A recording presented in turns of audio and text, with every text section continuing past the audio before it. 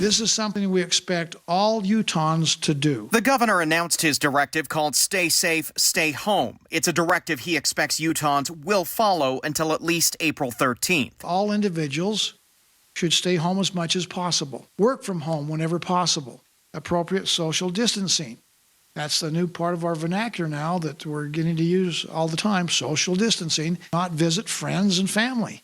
Not attending any gathering of any number of people. The governor says only essential travel. If you do go out, exercise social distancing. No visits to gyms or public pools.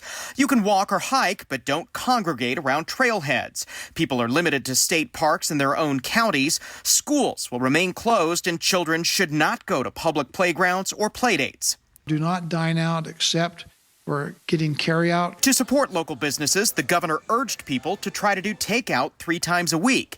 He urged businesses to give their employees a break as federal relief starts arriving. We are open for business. There will be new restrictions for airports after crowds gathered earlier this week to welcome home Latter-day Saint missionaries, ignoring health recommendations. All of us need to work together if we're going to get through this and survive and in fact, not only survive, but then be able to thrive in a few weeks. But some here on Capitol Hill think the governor didn't go far enough and would still like to see a statewide stay-at-home order. We just don't feel, based on what we're hearing from public health officials, that actions that have been put in place have been sufficient. House Democrats called for stronger action. The information that we're receiving suggests that the more aggressive you can be, the more likely it is that you end up helping yourself both in numbers of saved lives and in the economic and financial effects of the pandemic. The governor issued a directive, not an order. It carries no criminal penalties for violations,